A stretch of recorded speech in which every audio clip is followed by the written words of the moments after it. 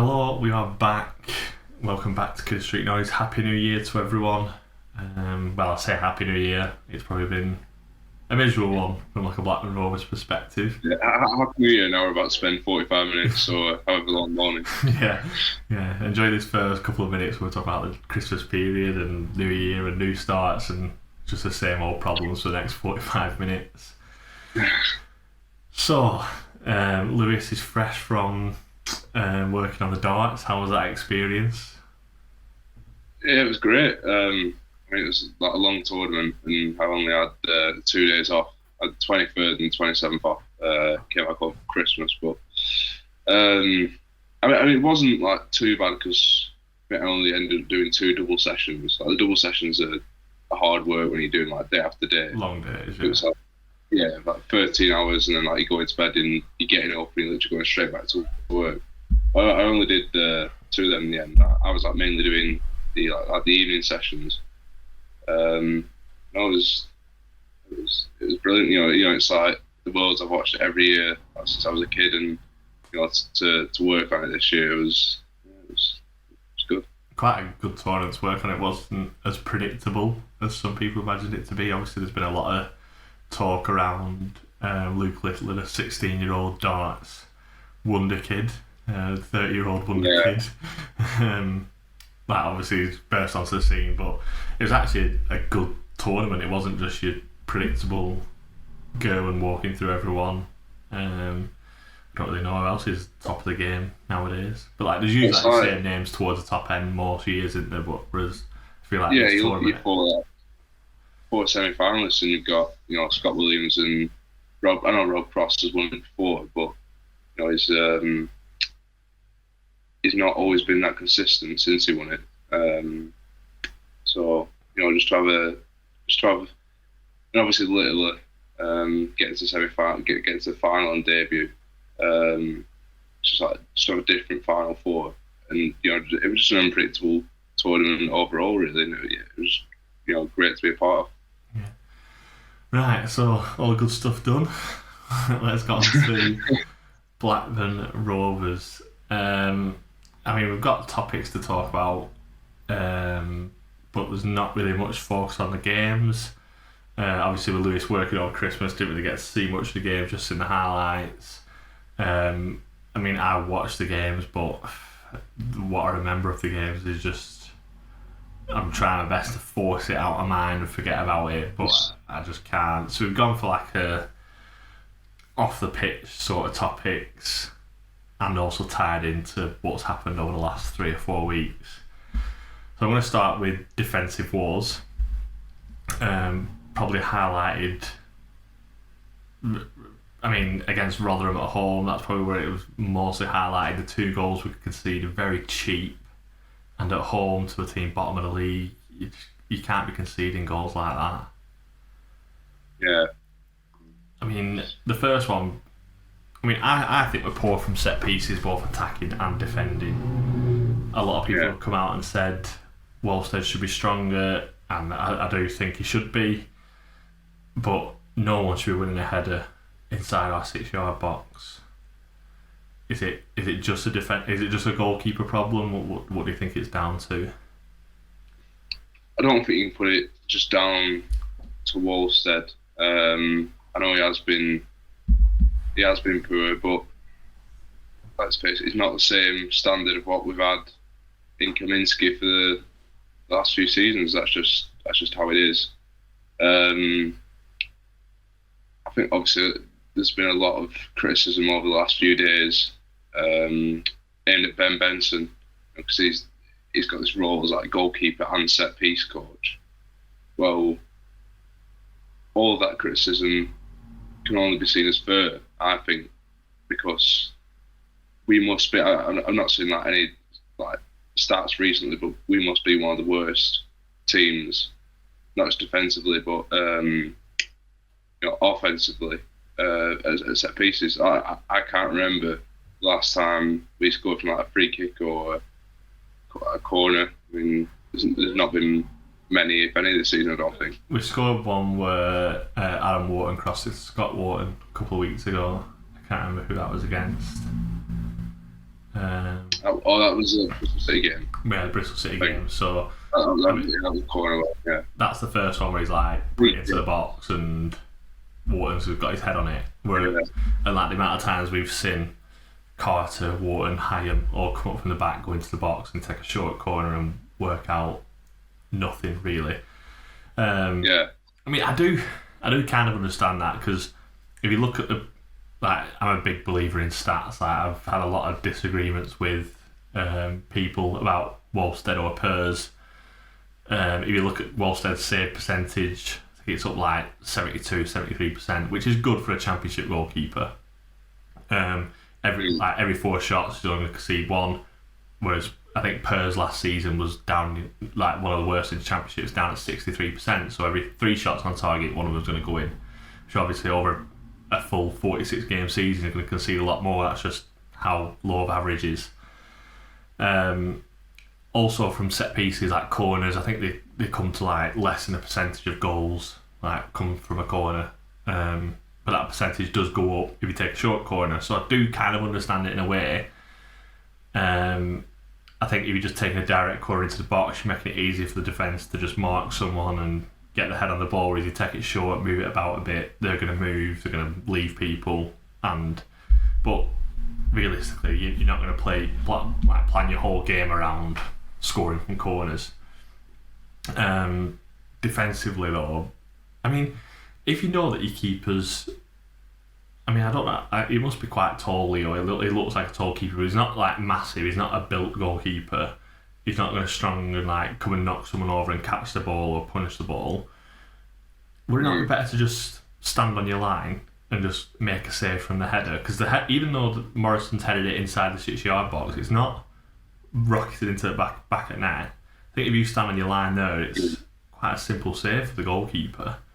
So does that not come back to goalkeeping coach, manager saying, listen, we know you're not comfortable doing that, just stay on your line, save the second ball. If the ball lands in 6-yard box and they have a free header, so be it. But you're almost giving them a chance to just bounce off someone and bounce into an empty net if you come out and don't claim anything. You don't think by him continuing to come out and trying to punch and claim balls from set pieces and crosses, he's just trying to like compensate for a few of the blunders that he has made. He's like trying to like assure people, like maybe assure himself as well, and trying to like fake the confidence. But if he's not comfortable with that, if he doesn't feel that's one of his stronger abilities as a goalkeeper, then like you say, he should like take that different approach, and he should be encouraged to do that by the coaches. Yeah, I mean, I know what you mean. He might be feeling the pressure because of his recent run of form and think, no, I'll come out and catch one and it'll put everyone at ease.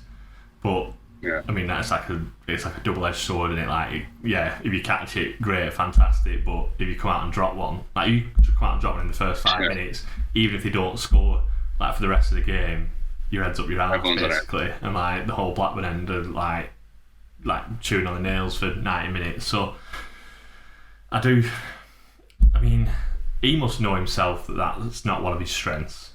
Like I've already said about statistics in shot stopping, that is his strength. So like, if that is your positive as a goalkeeper, stay on your line and save the shot. Why are you trying to come out and clear? He is like statistically better at coming out and clearing crosses and getting punched on crosses than Pers. So I'm not saying that it's his weakness. He is statistically better at that, but recently mistakes have come from it, and it's going to be highlighted. It's not been a problem all season. It's just been these last 4 or 5 weeks where it seems like everything he's punched or not fully got hold of has resulted in either a shot on target or a goal, like the two at Hull, not Hull. Who scored 2 late goals and beat us 2-1? Watford, yeah. Well, it was the home game against Watford one. Yeah, so obviously the 2 shots from the edge of the box were after he's punched, and I know probably like a top goalkeeper pushes him away to the left and right, and we go on and either get a draw or keep the win. But there's still good saves after you've had to set yourself again, and it's come through a body of like 14 people inside the box. Like they're still 2 good saves. It's just unfortunate that Either we've not reacted or he's pushed it just not wide enough and it's fallen back to one of their strikers, they put it into an empty net. So for me, it's got to be stay on your line, save the shot. This is what you're good at. Like, just focus on that. It doesn't make sense that we're almost seeing, like, almost taking that away from a player. Like, you wouldn't have a fast player and then tell him not to run in behind, come to feet for everything. I know we had him Armstrong for years, but makes sense. Yeah, exactly. That's exactly it. I don't think the defence are blameless. The 2 goals we conceded at Hull away, the first one's just way too easy for Liam Delap, and the second one where it's bouncing for 3-4 bounced into the box I know Haim's not fully fit at the minute. Is it just a lack of fitness, lack of match sharpness, or do you think there's also a lack of confidence in Wolstead because of recent weeks that's affecting him? I think there's a lack of confidence in Wolstead. I think there's a lack of confidence throughout the team, to be honest. Poor run, maybe a bit of fatigue creeping in just because of the amount of injuries we've got, and obviously the festive period is, it's very congested time for the amount of games. I think, and probably the biggest example of that lack of confidence would be in that game against Hull, when we did get level just before half time, and we're going in at half time. You'd expect us to come out kind of like all guns blazing and be looking for the win, whereas like there was none of that. There was no kind of like determination. They just kind of seemed a bit like happy with like getting back level, and I don't know. I think it's really low on confidence at the minute. Yeah, I think we've found out a bit as well. When I watched the whole game, but like our back four was sat 10 yards into their half, passing the ball from side to side, looking to open up channels, and Hull were happy to sit with 10 men in their own half and just wait for us to eventually give the ball away, and then knock a long ball up to Delap and Connolly and try and make something stick, or hopefully get Connolly in behind like he did in the home game, and obviously put 2 goals past Pers and won them the game. So last season we changed like style of play, and we were probably an unknown quantity to most teams. Like that first half of the season, where just before the World Cup break, we were second, like going into World Cup break, and then like we've carried on this style of play, and more teams have decided to sit off us and just wait till we eventually give the ball away before they spring their own attacks. The problem is now, how do you change it? Because if every team's going to sit back against us, how do you change your player? Because you can't just sit back yourself, because it's going to be 2 teams sitting back, just not doing anything. So how do we go about changing that? That's a big question.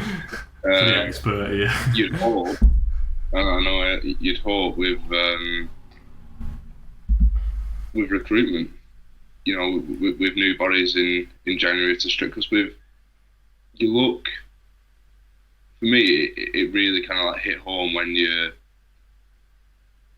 for the Watford game, you saw the bench, and you were like, if at any point in this game we're under the cosh and we need someone to come off the bench and hopefully win us a game or rescue a point or something, there's nothing on the bench there to help us out in that.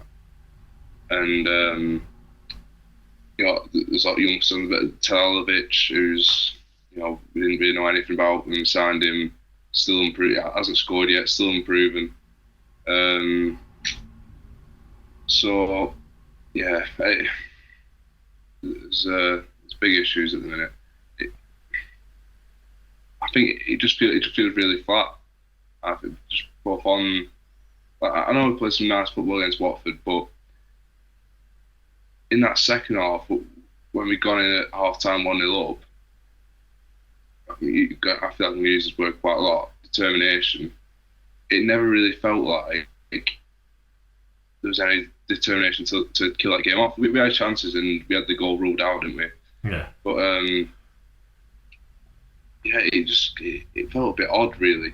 And I think that same kind of like flatness is like you can feel it at Ewood as well. Even though it was a bigger crowd that day, you felt it that the atmosphere wasn't what I was expecting from a crowd that big. No.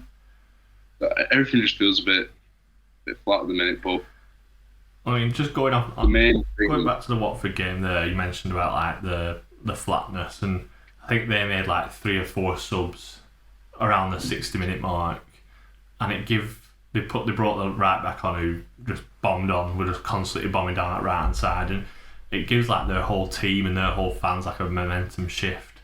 Whereas I don't feel like we have a substitute that can do that. Like every person we bring on, the Blackburn end just seem to go, oh, he's coming on. Like number comes up. You're just hoping that rather than trusting them, you're hoping in them.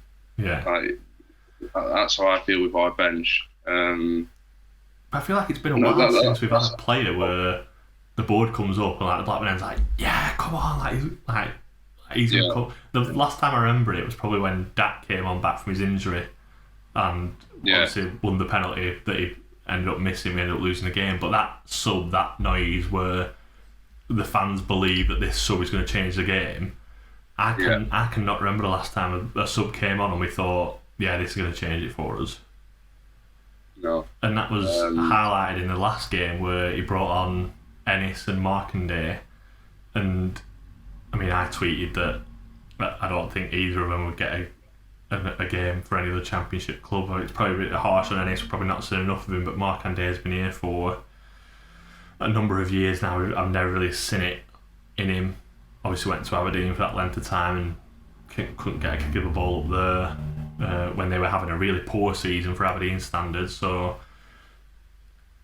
I mean, it's not like it's not the subs you want to be making, and he looks low on confidence. He's like every pass he made was backwards. He weren't taking anyone on, and I've said to people around Ewood that we're not taking people on. We get to the edge of the box, stand the defender up, and then roll the ball backwards. Whereas I think it only takes a dangled leg, and especially like nowadays, like the slightest contact that wins you a penalty. But we don't take enough people on to win these set pieces. It's just like constant recycling of the ball. Do you think that there's been a lot of talk about how the project has changed? We've heard it, time and time again now, really, since the summer, with the changes to the budgets.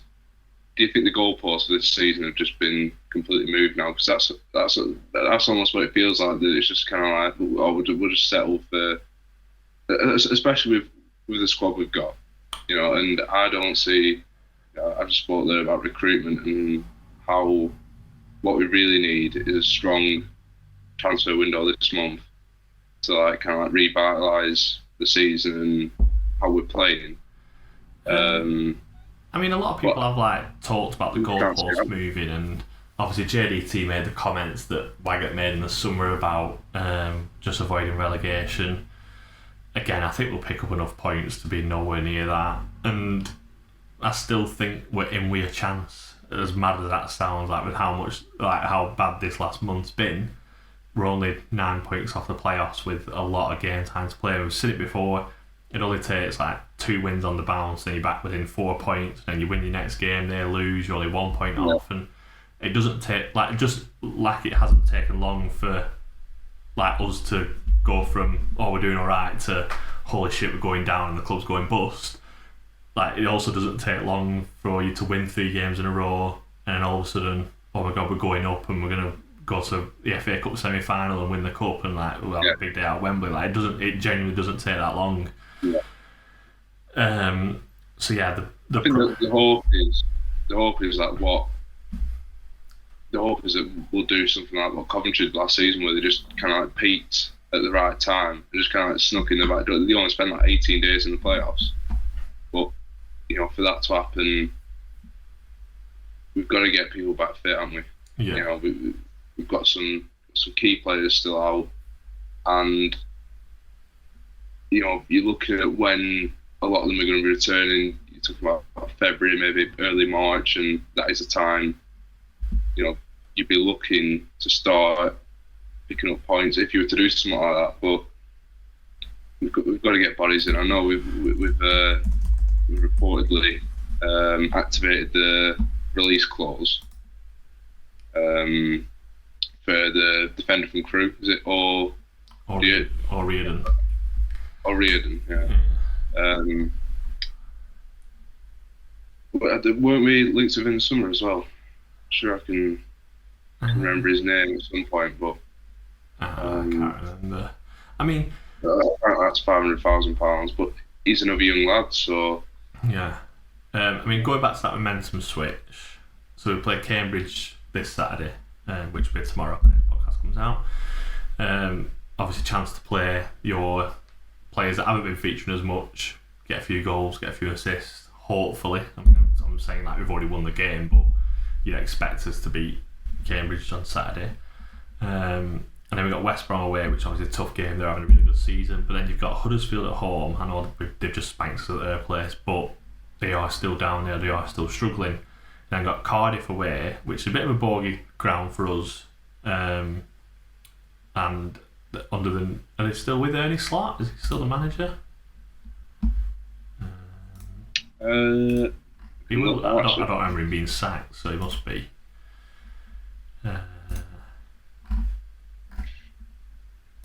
He is, yeah. Yeah. I mean, they're like up near the playoffs, but I still don't think like they're miles better than us or a big improvement on us. QPR at home, Stoke at home, Birmingham away are 3 massive games before we play Preston away. So yeah, obviously QPR at home is for me a must win with another team down there. Stoke, I know they've just got a new manager, but they haven't had the best seasons again. And we usually do quite well against Stoke at home. Birmingham away, that'll completely depend on who they hire between now and then, because the squad is still good enough. It's just under Rooney they've just been absolutely tepid. Yeah. So you could potentially be going into that Preston game only a couple of points off top 6, or you could be going into like 6 points off relegation. It completely depends, doesn't it? There is a lot of winnable games there, though, and a lot of games that you're looking at and you're thinking, that could completely change things around for us. Yeah, definitely. Yeah, we won't go into like past Preston because we'll see where we are at that point, and then we'll see what the realistic. But as for like goalpost moving projects and stuff, I still think our aim needs to be doing well in the cup and aiming for as high as possible. I think as soon as you start turning around and looking over your shoulder, saying we need to avoid relegation, I think the whole point of the Championship being such a good league is that everyone has hope. Like everyone from 5th after a certain point down to 18th still thinks they can go up, and that is the whole point. As soon as you start saying, we just want to avoid relegation, and we already know the fans are lower than what they should be, and if you take that hope away from the remaining fan base, then we really are in trouble, because so yeah, that's the first point ticked off. I'm going to move on to the coaching staff now. Now, this is obviously JDT's second season in charge, getting to we've been 1.5 seasons in charge when we get to January window, which is obviously now. We've still only had 2 backroom staff recruits from him, the assistant manager and one of the analysts, I think, is one of his recruits. David Law's still there, Damian Johnson and Andy Watson, who's also a video analyst, all came in on this summer of 2017, so they're all hired at the same time as Mowbray. Damian Johnson obviously working with under 23s for quite a while, and we've obviously spoke about Ben Benson already, who was goalkeeper coach during that Mowbray era. Do you think not having that full change around in the background has almost hindered JDT? I think it will have, yeah. So he will have had to acclimatise to, aside from his assistant manager, like you say, a whole new team. And I think if he had the choice and the financial situation was different at Rovers, then that'd be different. The case would be different. And he would have his full team that he used at Malmo. So yeah, I'm sure that will have presented a challenge to him. If he was being honest. Yeah. Do you think it is a financial thing? You said then probably not the money to replace them or get new ones in. I mean, having the goalkeeper coach also your set piece coach is just that's like massive alarm bells to me, because we've already spoke about his ability as a goalkeeper coach. Like, he's not improved the goalkeepers we've got now. Realistically, what does he know about set pieces? It kind of it just kind of gives you the impression of that he's like a jack of a few trades and master of none kind of. Yeah, I've seen that said about him on Twitter, and when someone has more than one role like that, it just doesn't really seem like, and especially when he's been in that role for quite a while, and we've struggled by the ability of Kaminski. He was just a naturally good goalkeeper. We've seen that as he's gone on to Luton. He's doing well there. He's not really succeeded in the job, has he? Because we're terrible at set pieces, and I don't think any of the goalkeepers have actually improved. No, I mean, Kaminski's probably improved since he's left us. I mean, what I've seen of him this season in the Premier League, Raya, I'd say his distribution's definitely improved. I don't know about his actual goalkeeping, but his distribution, because how many balls are kicked into Riverside when he were at Ewood, surely your goalkeeper coach would have picked up on that, but obviously his Brentford coach after him has picked up on it and improved that. I could understand if it was like an attacking coach, like someone like Davian Johnson, who for years took corners at Rovers. Like, I could understand him doing his role and the set piece coach. That kind of makes sense. Like he can show like set like whipping crosses in like he used to do when he was a player. I could understand that, but I don't want to say like goalkeepers aren't footballers technically. They're just the lunatic kid that wanted to die around on tarmac when you were a kid. That's who the goalkeeper is. They weren't like the best player. I just find it crazy. I was looking at the backroom staff as like a whole, and I saw the strangest thing I've ever seen. We've got a club advisor on the backroom staff list called Hannah Roberts, right? Now, she's been at Rovers as the advisor since 2021, I think it said, or 2020. But she's also the club advisor at Rangers,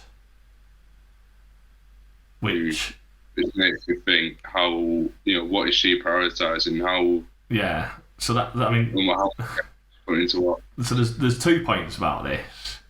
One, Rangers haven't exactly been the best club model to follow over the last few years.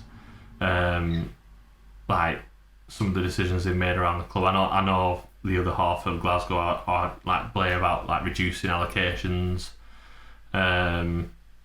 like managerial changes they've made up there, the recruitment up there, and like certain like releases that they've done on social media and whatever, and just certain slip-ups that a club shouldn't be making. That's my first point about why I don't think it's acceptable having her doing it for Rangers and us. Like, I can understand if it was like a really well-run, like this is no disrespect to Rangers, obviously a massive club and like a great club, but the way it's been run recently isn't like the model that I want Blackburn Rovers to be following. And I off the top of my head, I can't think of many clubs that I would. I mean, I'm trying to think who's like a good, like a well-run, probably like Ipswich Town.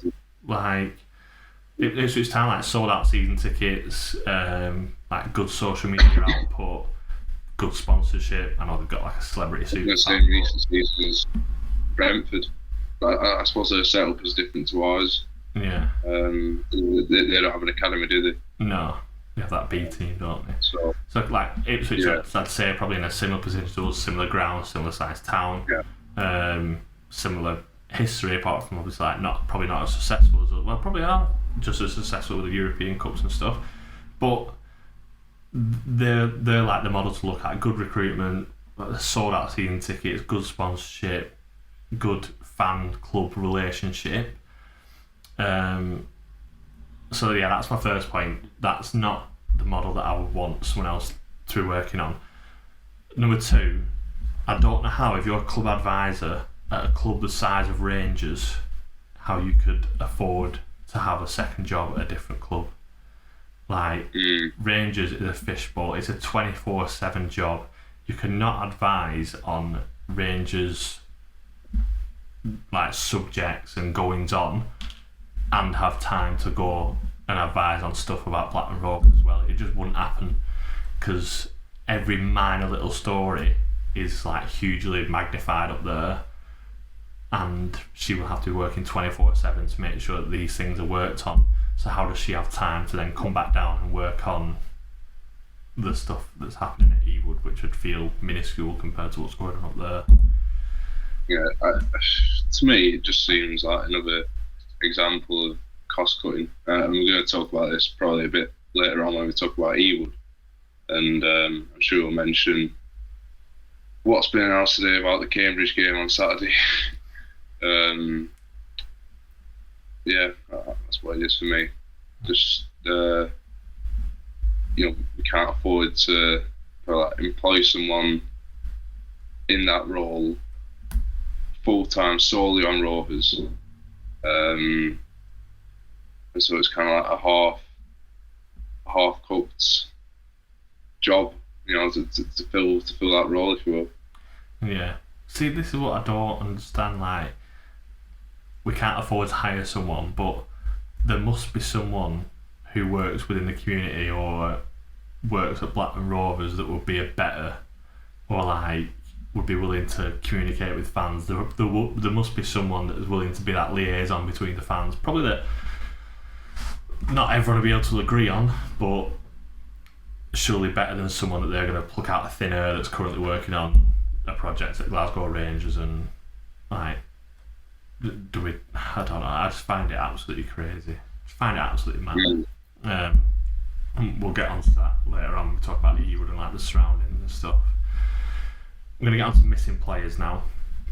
So we've got 6 players injured, is it? Off the top of my head.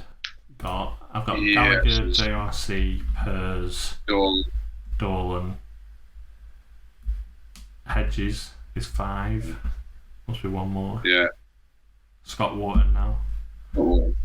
Scott Wharton. So, yes. Is it, again, a lack of investment? Like, are the physios and the sports scientists not good enough? Is there a lack of investment on the sports science side of it? Is it just... I mean, it got announced the other day that Daniel Ayala's injured.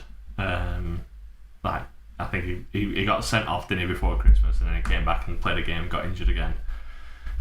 This time of year. Did his usual trick. But seeing the replies, like some Rovers fans like tweeting like, "Oh, it's typical Ayala this," and like their fans are saying, "Oh, well, he's played majority of the games for us. He's not really been like that." And I just think is that because they're investing more in like the sports science side of it, like because we're picking up a lot of niggly injuries. It's not like, I looked at Middlesbrough's list, they've got a lot of injuries, but it's like they've got Lenihan with like Achilles tendon tear, someone else done their ACL, someone else done ankle ligaments, like the big injuries. It's not like hamstring, groins, like that sort of stuff. I think Galley is the one for me. Where you look at him and you think, I know like when he is fully fit and he starts a game, he works really hard. He's a workhorse. He will. Yeah, well, he is, and he puts a proper shift in.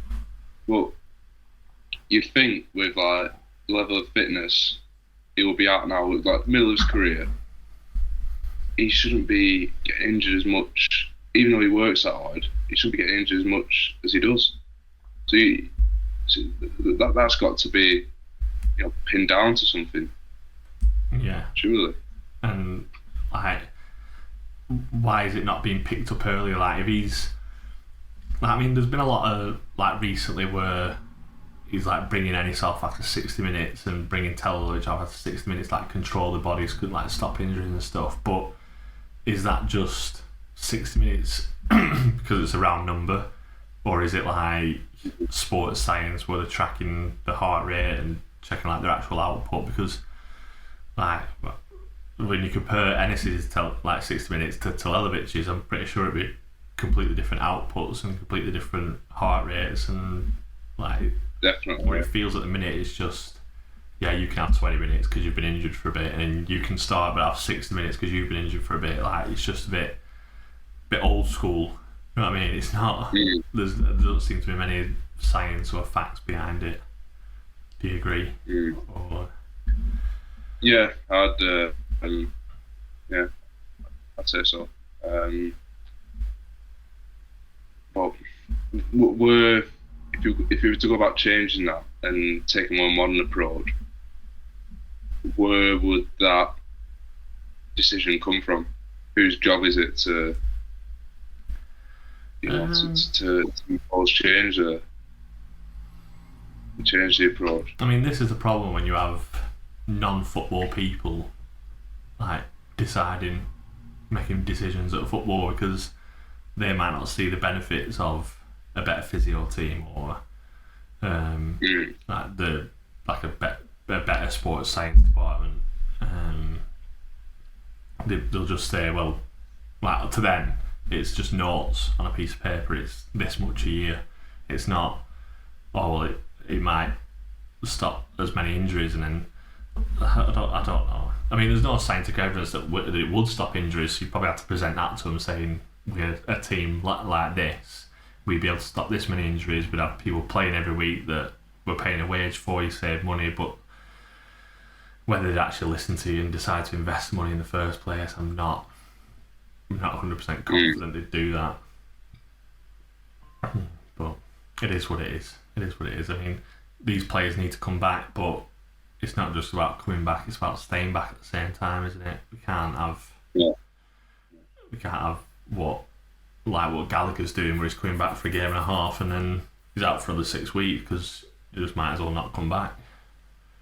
Yeah, I mean, he's only made. I was looking earlier, and I was like, I should be policing Gallagher like all season. He's only made 5 appearances.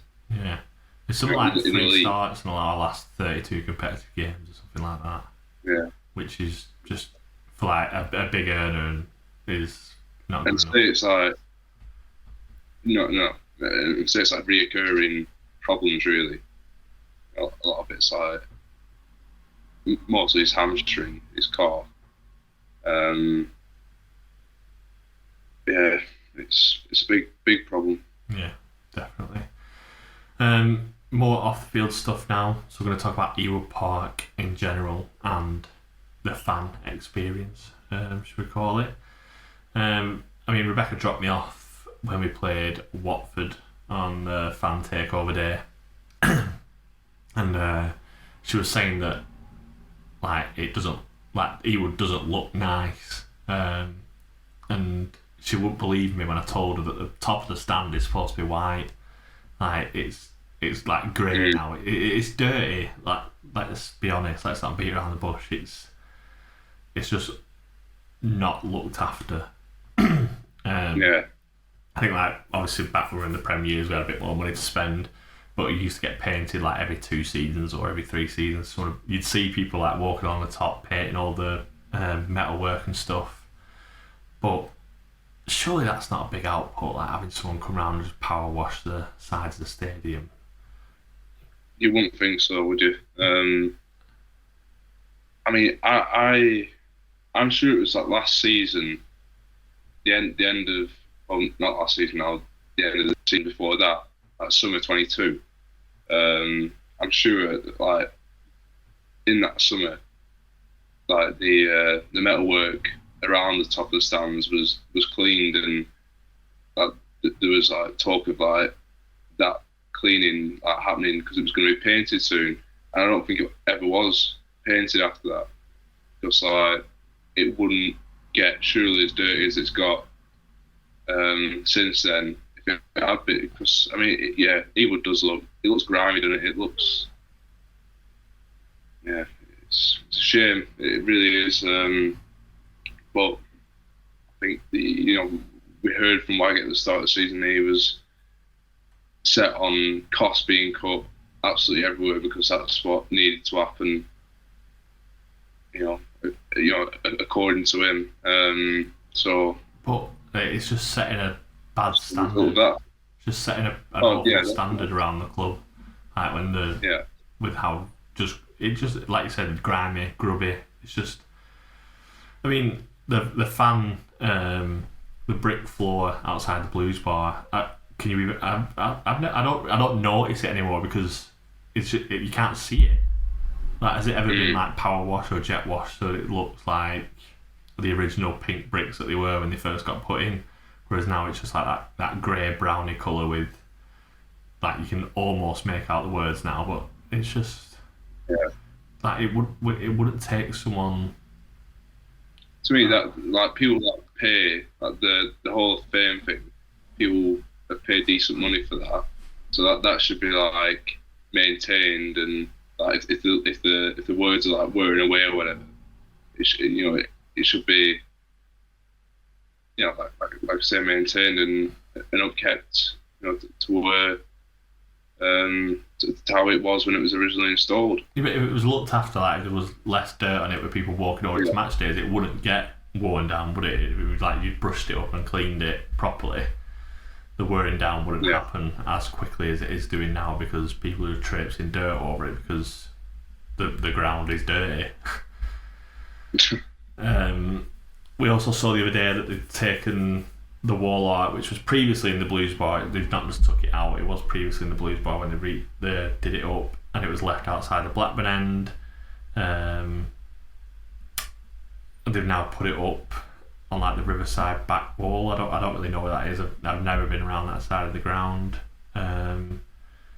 but it just looks shit. That's the only way I can explain it. It just looks really. It looks like they've just gone. Where can we put these? Used to be Blues bar. Where do we put it? Where do we put it where it looks like we've kind of like made some effort to like improve, that area of the ground and like I've been to like in the home ends of like other clubs stadiums and like the concourses are like it's adorned of like timelines and I went to Etihad not so long ago. I don't know it's like a different level to us now obviously, but they've just got like 99 when they won promotion at Wembley. Dickoff scored the winner, and all the way through each year. And even though we're not on the same level as them, and like we probably won't be able to make it as good, like we can still do something like that. Yeah. In the Blackburn. But even the away end at the City when we went in the cup, it was like that away kit. So like famous teams who played like sprawled all on the top. Like it wasn't just about City. It wasn't like. They'd obviously made an effort in the away end as well. But for me, that wall, like if you wanted to improve that wall and make it more black and white, you could have commissioned someone to make some art and you could have commissioned someone to come and spray it onto the wall and like actually have some sort of professional representation on that wall. Not just, we've got some old pictures here. Let's just nail them to the wall here and let's say we've done up the Riverside and charge everyone an extra £5 to come and see it probably.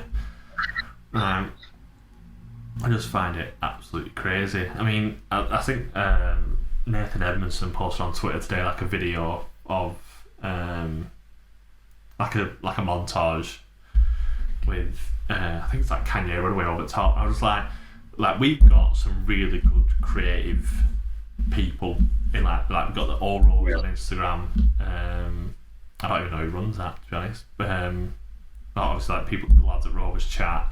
Millie Wignall who does the photography at Darwin. Like we've got some really good creative outlets in the fan base. Like why are we not using them?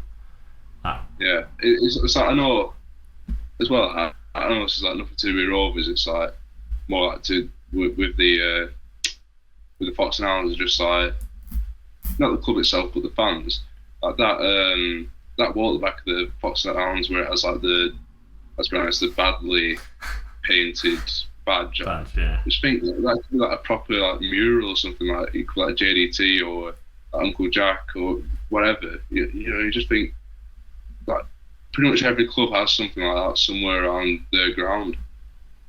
And no matter where you go, it's just like that's just what every club seems to do. It's like you know, with our history as well. Yeah.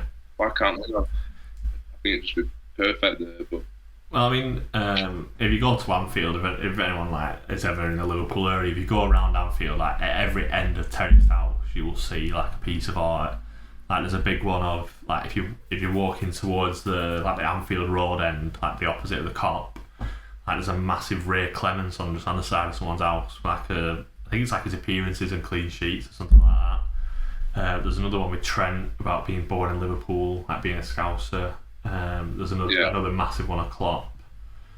But like you'd think like with the surroundings of Ewood, so you've got obviously the side house at Fox and Hounds, you've got the White House on the corner, like on the corner of Blackburn and Jack Walker. Like it's a blank canvas. Like just ask the person who lives in there, do you mind if we do something on the side of this wall? Like I'm sure they wouldn't mind. Like even if you offer them a free season ticket, oh my god, free season ticket! Steve Waggett, I'm so sorry for suggesting the idea of a free season ticket. But just anything like there's probably Blackburn fans living in them houses that would be happy to offer you the side wall, and then you could use even if it's like trust like funded, like if we get fans to donate, I'm sure people would want to improve the Ewood experience and buy like even like a £5 or a tenner to raise as much money to, if we had a target set, like if we got a quote off a professional wall painter, I don't know what you call that, a professional graffiti artist, if you got a quote off them and said this is what we're going to do, like we've got someone to design it, it looks like this, like suggest any improvements, or if you want to donate to doing it, here's a link and raise £5,000, get it done. I think Wrexham did it for when they won promotion. It was like Paul Mullin and two others. Like I think they raised like £3,500 paid. And it's like a massive mural on the side of Terrace House. It looks amazing. I just think that's like the quote. Like some of the quotes that JDT came out of last season during the cup run. I think it was like before the Sheffield United game. It always about like living through the club, you know, living for the club and how the club is like part of the town and our identity. Like imagine how good those quotes would look on a mural or something. Like it just, but yeah, it probably won't happen. Let's be honest. I mean, with the legends we've got in our history, you could fill every end terraced house in the town. Yeah. Like you could have one, like you said, the Fox and Hounds with perfect like Jack Walker lifting the trophy, and then you could have another one with like Colin Hendry with a blooded headband, and then you could have obviously Shearer and Sutton on one. You could have Sherwood with Captain Duff, Janssen, Court. Like literally, the names would roll off the tongue, and you could just paint every single wall in the town. But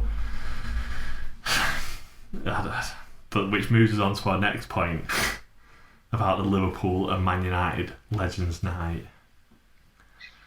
Now, this wasn't like promoted by the club. Someone found this on Twitter. I think it was Josh Boswell. Yeah, no wonder it was. No wonder it wasn't promoted by the club.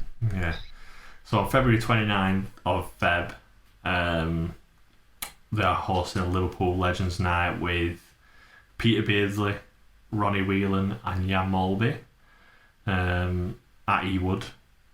I mean, I don't know where the demand for this night has come from. I don't know many Liverpool fans in Blackburn, and I don't know why they would come to Ewood to celebrate Liverpool legends. The whole thing just doesn't make sense. And it wasn't that long ago that Peter Beardsley was getting sacked and banned from football for racist behaviour whilst he was working at Newcastle. So, like with the amount of club promotion and club values around like kick it out, say no to racism, and then obviously all the good work they're doing with the buses. I can't think what the thing's called. What's the Asia Sufi bus thing called? Like there's free school tickets and stuff. Ewood Express. Ewood Express, yeah. So all the great work we did that, and like obviously creating new relationships with like new communities and everyone coming together, and then to have a like convicted racist do a Legends Night at Ewood Park. Is it like Hannah Roberts, club advisor? What are you doing? Like, do you not get a say in this? Do you not think like, you know what, this will actually upset a lot of fans? Let's not do this. Just find it crazy. And I don't know how it's going to be a sawn after night. Not very many Scousers coming over to that. Even if like you're one of the legends, like turning up, like why are you doing this? Like, why are we here? Yeah. You know, I don't know. And especially like I said, Peter Beardsley with like his recent history, it's just, I think it's just a club like taking money because they kind of like need to. Yeah, but they're selling you, like selling your stadium and selling your soul, and yeah, it's just not what serious football clubs do. No, it's kind of a theme running through this, and that's what it comes down. It's like seriousness, professionalism. It's just not right. No, that's as much you can say, really. I mean, the Liverpool one's definitely the worst one. The Man United Legends one, I could almost understand. We've got Andy Cole, Keith Gillespie, and David May. Is the third one? Yeah. I mean, the advertisement for the night doesn't make sense. Like, they don't mention them ever playing for Blackburn Rovers. It could be anywhere. Yeah. I wouldn't call it a Blackburn Rovers Legends Night, but you could say like Worthington Cup winners Keith Gillespie and Andy Cole and David May join us on Blackburn Rovers guest speakers night, and they'll talk about the whole careers as well as the time at Blackburn Rovers. I can understand that, but the way they've worked it and the way they've marketed it and the fact that the club is staying silent about it, like if the club promoted it like that, I'd go to it. I'd go to a night to listen to Andy Cole and Keith Gillespie. Like, Keith Gillespie's had quite an interesting career and life in the background. It'd be something good to go to, but just like the silence around it and the way it's marketed just makes me feel really uncomfortable. Yeah, the fact that they haven't even mentioned it, it just speaks volumes, doesn't it? It's a bit of shame, do you think? You're off. Yeah, without a doubt, I think. Yeah. They're just aware of the reaction that it would get if they did publicise it. Yeah, but like, if you're a club advisor, like, and you said, and people are offering you this show as a Man United Legends Night, you could say, well, yeah, this is like, we'll have it, but we wanted it marketed like this. Because if they'd have put a statement out saying, like, if they would have marketed it like that, if Rovers would have spoke first rather than us finding out this way, I think if they do it now, it's too late. Like they've missed the bus now. If they'd have come out and said, we're going to have a guest speaker night in February or March, whenever it is, it's going to be these 3 former players come down. It's not just a Blackburn Rovers thing. They're going to talk about the whole career, but they will, whilst they're here, obviously talk about Blackburn Rovers and answer questions on Blackburn Rovers. Great, they'd sell out, but yeah, I don't know. You just want to grab people and shake them, and it's annoying because the only way to get in touch with him is, or like I said, get in touch with him, but the only way to like that. This is why we organised this podcast, to have a rant, because we just needed to. I felt like we needed to get loads off our chest, and 280 characters on Twitter just isn't enough to like just scream at them. You're not paying Twitter Blue. Yeah, I'm not paying Twitter Blue just to rant at Rovers. Paying £8 a month just to slate the Rovers social media team. But yeah, I mean, do you know what's annoying, right? Everyone can see it. Everyone that we speak to about Blackburn Rovers can see it. Like, obviously we're speaking to the lads from Rovers Radio and like Chris Martin, Josh Harding, a lot of people we speak to on match days and stuff, we all say the same things, and it's all plainly obvious to us. So why are these people that are like hired to make these decisions and deal with the day-to-day run of the club, why can they not see it like we can? Is it just because they're not football people and we are? I think it's a bit of that. I think it's also, I think I know I keep saying it, but the financial situation, like you just have to keep going back to that. That's what they're thinking about, I think, all the time, and like anything else is just. Yeah, but it doesn't have to be a financial situation, does it? Because, I mean, the first one, the Liverpool one, yeah, be ashamed. I don't want anything to do with that. I don't want to touch that. The United one, you could spin that in your own way if you were clever, and you don't even have to be clever about it. I've thought of it in 5 minutes. Like the former Rovers players, mark it as a Rovers guest speaker night. You could do it with a number of teams. Like you could have a Rangers night and have. It's like, go on. Just going into like 2024, so it's like about to be like, getting towards like the 30th anniversary of, winning the Premier League. So it's like you could have like, if the club wanted to do something like that, they could do it through themselves, not a third party thing, an actual Rovers thing, where it's like former Rovers players from the time, Shearer, Hendry, whoever, and then you could have like former United players as well, and like because that was the rivalry of that time. You could do like a. Get like 3 former Rovers players, 3 former United players from that time, and just have like a Q&A set. Like you could do something like that, and that would definitely sell. Yeah, I think definitely. And even if you had I'm sure like if Kenny Dalglish was speaking, I'm sure you could get someone like Sir Alex Ferguson speaking down here. Players are proud. To have Blackburn Rovers in the history and are more than willing to do these sort of events for us, but rather than organising it ourselves and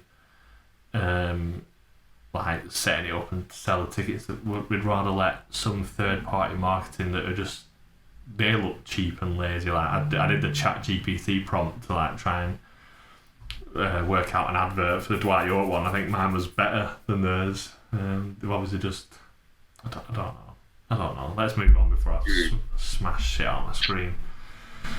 So, the last one that we'll talk about, or the last one that I want to talk about, Lewis might have more afterwards, is obviously what came out today. So the Digital Day pilot is paused ahead of match day. I'll read the full statement out and then we'll talk about it. So, the club would like to update supporters ahead of our Emirates FA Cup third round tie against Cambridge United. As announced previously, the club are striving to reach a number of objectives from both a sustainability and digital perspective, and the launch of a dedicated digital day has been a beneficial pilot for achieving these goals. As we approach match day, we will be pausing the pilot scheme from 9 AM tomorrow, which will be Friday, so this will already out, to allow supporters who have not yet successfully navigated the digital purchase process to attend the match. Whilst the digital process has worked well, with a number of supporters managing to switch to a digital and more sustainable form of ticketing, we do not want to be a barrier to anyone wishing to attend the match. Your support is crucial to the team, and we hope that we feel it on Saturday as we get our FA Cup campaign underway. Ticket operations will return to normal throughout Friday and Saturday in the lead up to our 3 PM kick-off. The club will be looking at other pilot formats for the future to continue our journey towards being more sustainable and the digital ticketing processes. And it talks about the ticket prices and where to purchase your tickets. What were your first thoughts when you saw the news? I just thought it was laughable, if I'm honest. So it's such a mess, and it's obvious that they've just panicked, haven't they? They've seen what everyone else has seen today, the ticket map. The ticket map is the map of Ewood. Yeah, pretty much. Yeah. There's a lot of blue compared to not much grey, and they've just been kind of like the hand's been forced because there's no need to do it in the first place when things aren't going smoothly anyway, and they haven't been since what came out in the summer about the budgets. Just keep things simple, surely. That's what I think. But, I mean, I think they said that in the initial article when they announced the digital day, they said that it was due to like the EFL's green initiative, and they almost worded it like they've been forced to do it by the EFL, which I didn't believe because we obviously knew straight away that Cambridge was selling paper tickets, so we knew that the EFL hadn't forced them to do digital tickets, so why would they force us? Also, Dad went down to Ewood to buy a ticket, and the guy explained to him that it's from EFL, it's not from Rovers. They want to push this green initiative. Well, if the EFL was so pushy on this, why did they all of a sudden change their mind with 48 hours to kick off? Like, why would the EFL do that? Surely they set an initiative, they're going to carry on with it. What else are they saying here? it is the club's decision, without a doubt. Yeah. It's come from the club. Yeah. What did they say? To allow supporters who have not yet successfully navigated the digital purchase. So they think that the people, since the tickets have come out, have been trying to navigate the digital purchase product and are still stuck doing it. They've not managed to successfully do it. No, they just don't want to do it. Yeah. And they shouldn't have to do it. Like, there's no need to push more people away than what you already have. I'm worried about the attendance on Saturday. I think Cambridge have sold 1,700, and for that potentially to be more than the home attendance, it's scary. Yeah, it is. At the same time, it's not. You don't feel surprised. You don't feel. It's kind of like, yeah, that's probably gonna happen, isn't it? Oh, we said when they announced this at the start that people won't go. People will just refuse to go if they're doing this, and yeah, they just don't listen. It's not like, yeah, because there's still a good chunk of our fans, like the older generation, that just don't know how to do that. You know, how to buy and use a digital ticket. It's just not. Well, people enjoy going down to Ewood and going to the ticket office, having a look at Rovers store, and definitely. so why take that away from people? Plus, if you want to save paper, why don't you do 2 adults and 2 kids on the same ticket for a tenner? Why can't you save paper that way and just print it all on one ticket? You just scan it 4 times. There's other ways to save paper. There's other ways to be more sustainable, shall we say. Digital, I mean, the fact that season ticket, like people with season tickets should just be able to put the ticket on the card. I mean, it brings. Yeah, this is the most baffling thing. This is like, if you got a season ticket, that's not paper. It's already made. It's just a physical ticket. Yeah. It's activated for the game. Yeah. Like, because they've done that I'm sure they did that last season for the Forest game in the League Cup. I'm sure for that game there was no actual tickets. It was just you use your season ticket on the, like they would for a league game. Yeah. I mean, why don't they just allow? I mean, for the rounds like this, unless it's a big draw, season ticket holders should get a ticket. I think it should be included in your tickets. That's another argument about season tickets, like, including cup games as well. It's a completely different argument. Whilst the digital process has worked well, with a number of supporters managing to switch to a digital and more sustainable form of ticketing, well, it hasn't worked well because not many people have bought a ticket, so it can't work that well. It's like this constant thing of like digital, more sustainable. It makes it sound like, if you want a paper ticket, you just come to the earth. Yeah. Yeah. That's how it sounds, doesn't it? Yeah. But I just feel like with the website problems that we have, with the Wi-Fi at Ewood not being the best. Like, is this the way forward? Like, unless they're gonna actually change the almost like the stability of stuff, or like invest in around the stadium stuff. Like, would it boost signals? Or, I mean, you look at like the actual. A lot of people complain that they have problems with Rovers TV on iFollow, and when you watch other clubs' iFollows, they're nowhere near as bad as Rovers. I genuinely do believe it's like lack of investment at the stadium. Like, the feed output is poor because of a lack of investment. What else has happened? Rovers store system and store maintenance take place. So supporters should know that the club will shortly be moving to a new and improved website for the Rovers store, which will require us to close the store next week for system and store maintenance. Don't really know why we need to close the store, but new and improved website, it's about time, yeah. As a result, the store will go offline on Sunday, coming back on Monday, which is fine. The store at Ewood Park will be closed from 5pm on Monday 8th until 9am on Tuesday, so it's only for one night, so that should be fine. The ticket office will still be open. So I was worried when I first read this about the Rovers store changing for like maintenance. All I can think in my head is like back when, I mean, I must have only been a kid when this happened. They changed it to a Sports Direct for a number of seasons, and they were like selling other club shirts at the Rovers store. I don't know if I'm dreaming that. Did that actually happen? Surely. I remember it being a Sports Direct, but while I'm reading it out loud, it doesn't sound right in my head.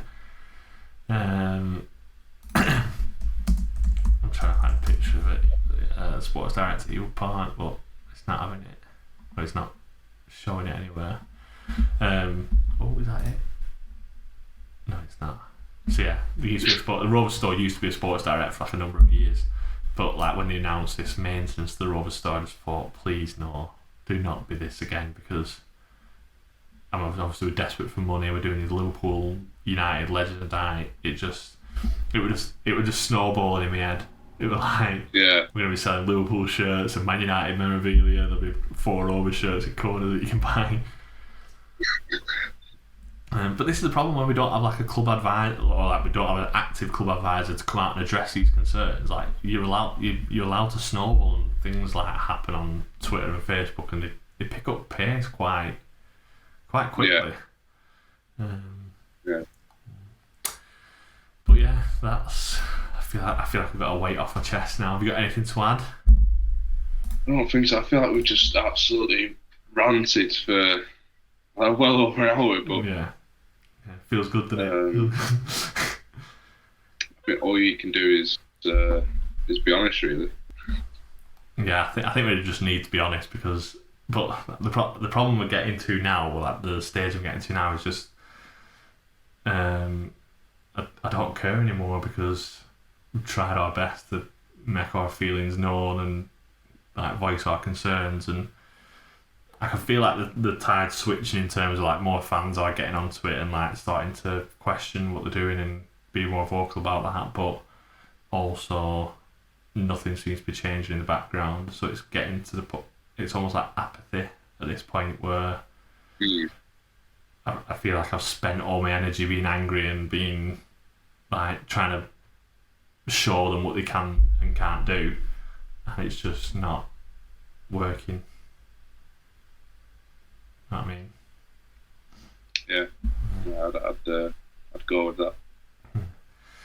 So, if you're still here, if you're still smiling at the end of the hour and 15 minutes of us slating the state of the club as it currently is, thank you for joining us. Hope the rest of the start of your 2024 carries on and changes to be a good way, especially Blackburn Rovers' fortunes.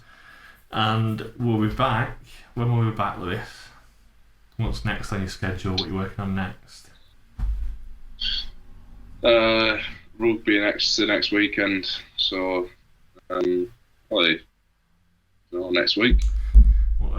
what games have we got? What do we play? We've obviously got the Cambridge game. Who else do we play? West Brom, weekend after it. 13. Might be a week after we speak about Rovers then. Alright, thank you all for listening and watching. Please like the video and subscribe. It really helps us out massively. And we'll see you all when we come back. We'll see you in a bit. See you later.